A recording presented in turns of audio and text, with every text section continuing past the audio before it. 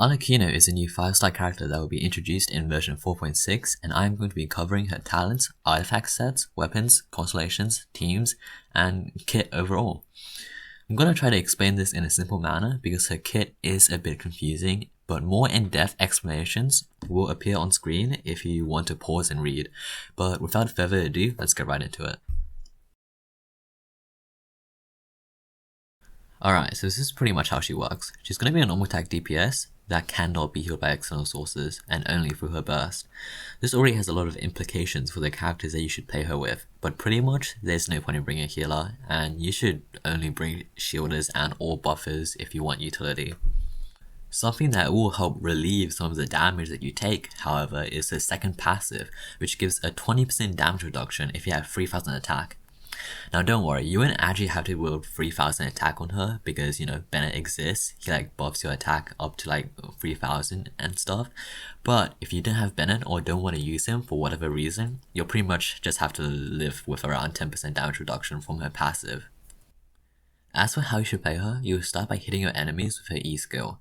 This will apply a mark on them. This mark will upgrade after 5 seconds, and so you should just do your rotation in the meantime, because even if you switch out, the mark will still stay there. So after 5 seconds is over and you're done with your rotation, just switch back to ARLECCHINO and then do a charge attack. Doing this charge attack will remove the mark and give you 130% of a resource called Bond of Life. But essentially you can just think of this as her mana or whatever, if Bond of Life gets too confusing. After getting this resource, you will enter a special state where all her attacks are converted into pyro and she will deal increased damage. This damage will increase depending on how much bond of life you have, and the amount of bond of life will decrease with every hit. This essentially just means that her damage will start off really big, but get smaller the more you attack, until finally the amount of bond of life you have will fall below a certain threshold and your attacks will stop being buffed. And as for the final part of her kit, I will talk a bit about her burst. So basically, you should not be using her burst during her damage dealing window, as all it does is some comparatively low AoE damage, heals you for half your remaining bond of life, and then clears it.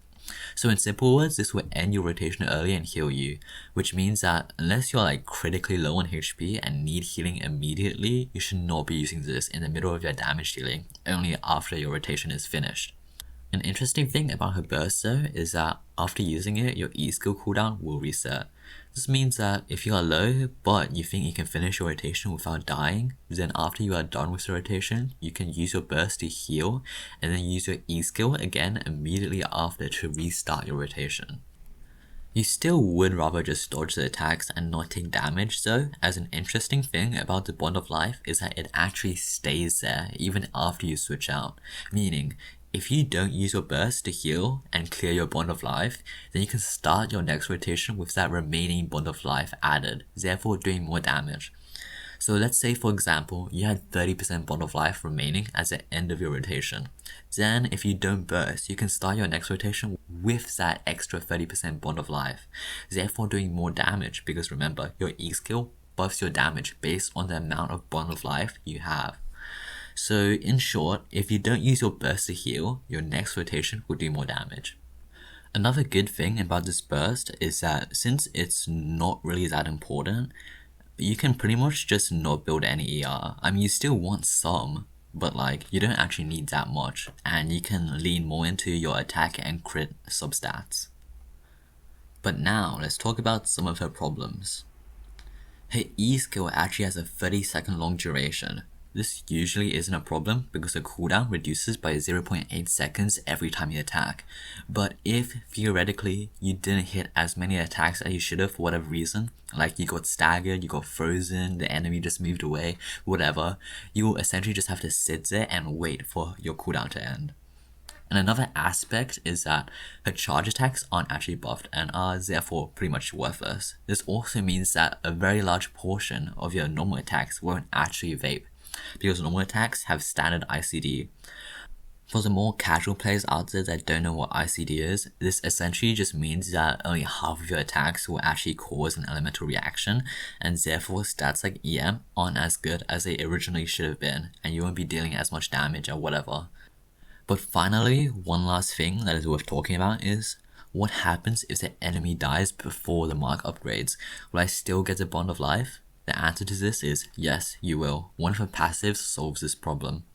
So anyway, enough yapping, let's get to the simpler part, talking about her artifact, weapons, and whatever.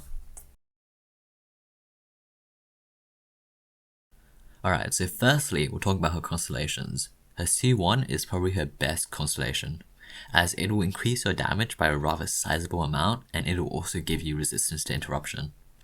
Her C2 is also pretty decent, as it lets you start off with an upgraded mark, meaning you don't have to wait 5 seconds for it to upgrade anymore. And also, it gives you an additional damage instance of 900% of her attack when you charge attack to clear a mark. C3 will simply increase your normal attack talent by 3, and this is actually pretty good, of course, as her entire kit is based off her normal attacks.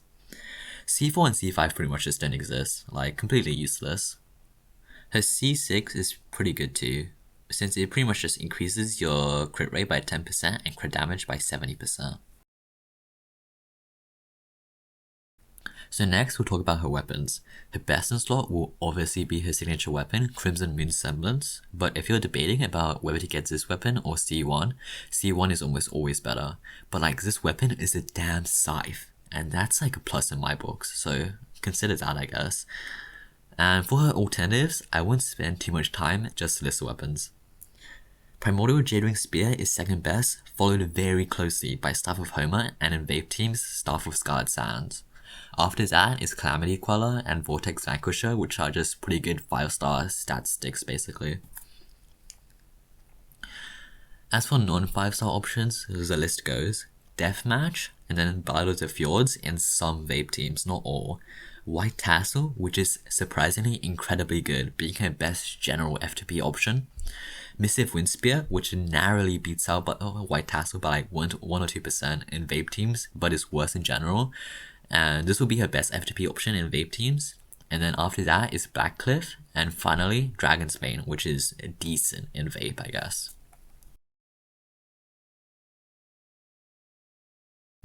Now let's talk about her artifact sets. So her best artifact set will be the new artifact set coming out in version 4.6 called Fragment of Harmonic Whimsy.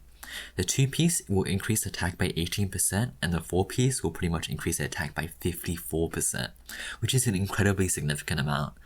This makes it undoubtedly her best artifact set, but if you don't want to farm this domain, the second best alternative will be Gladiator's Finale, and if you don't have a good Glad either, then alternatively you could use Gilded Dreams, which would be good in Vape teams, or 2-piece sets combining preferably pyro damage and attack percent, but also EM in Vape teams and normal attack damage. As for the main stats, you should aim for attack percent on the Sands, pyro damage on the Goblet, and crit on the Circlet. There can be some variations, however. For the Goblet, attack percent can in some situations be better. You can probably just check this to see if this is the case by using Genshin Optimizer or using this formula on the screen right now. So substats wise, it's also pretty standard, just crit over attack over EM over ER. Finally, her teams. Her best team composition by far is Vape, and as for the team characters, her theoretical best is Kazuha, Yelan, and Bennett. Of course, this is a team with 0 defensive utility and might not be practical. For more practicality, you might consider putting Xingqiu and or Zhongli instead, as these characters barely lose to the aforementioned team in terms of damage while being much more player friendly. Other than this, there are other viable teams as well. I won't be going into detail into every single one of them, but mainly you'll be doing a Bennett Shield Hydro or Bennett VV Hydro team. Chevreuse teams can also work, but are in general worse, and if there's one thing to note, you'll want to pretty much always put Bennett in your team, as teams without Bennett are generally a lot worse.